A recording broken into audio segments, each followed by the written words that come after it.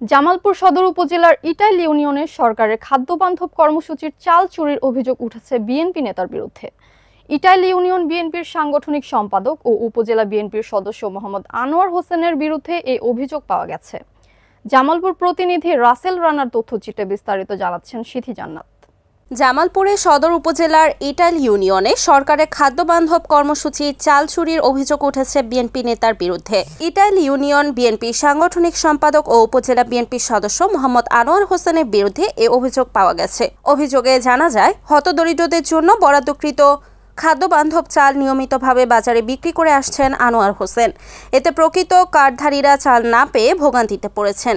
অভিযুক্ত আনোয়ার হোসেনের সাথে একাধিকবার যোগাযোগের চেষ্টা করা হলেও তিনি ফোন রিসিভ করেননি। 15 কেজির খাদ্যবান্ধব যে চাউল, 15 কেজি চাউলের যে ডিলারশিপ আমাদের সাংগঠনিক সম্পাদক আনোয়ার হোসেন সে ডিলারশিপ নিয়েছে এবং তার মাধ্যমে গত 31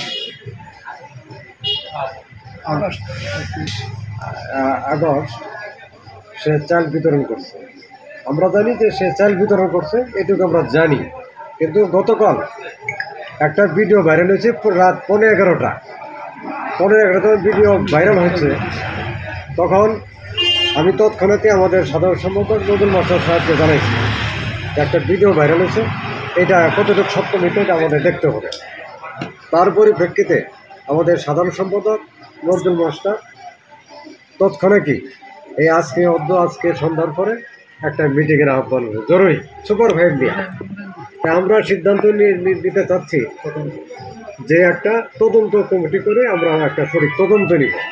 যে ভিডিও ভাইরাল হচ্ছে এটার পরিপ্রেক্ষিতে আমরা একটা তদন্ত কমিটি করবো আজকে, এবং সেই তদন্তের মাধ্যমে আমরা কতটুকু সততা সেই সততা যাচাই করে আমরা সাংগঠনিক ব্যবস্থা নিব।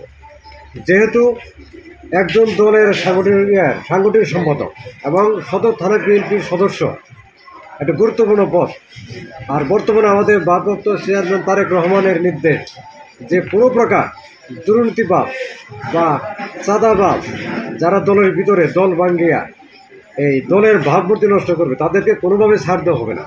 তাদের বিরুদ্ধে দলীয় সাংগঠনিক ব্যবস্থা অবশ্যই নিতে হবে। তা আমরা যেহেতু আমাদের প্রাণপ্রিয় নেতা অ্যাডভোকেট শাহ ওয়ারেদ আলী মামুন ভাইয়ের নেতৃত্বে আমরা রাজনীতি করি, তার ভালোর জন্য আমরা রাজনীতি করি।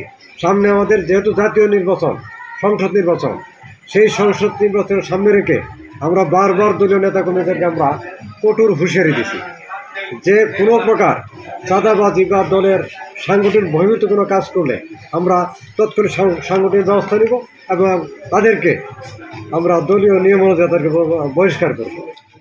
Report Mohammad Rasel Rana, NAN TV, Jamalpur.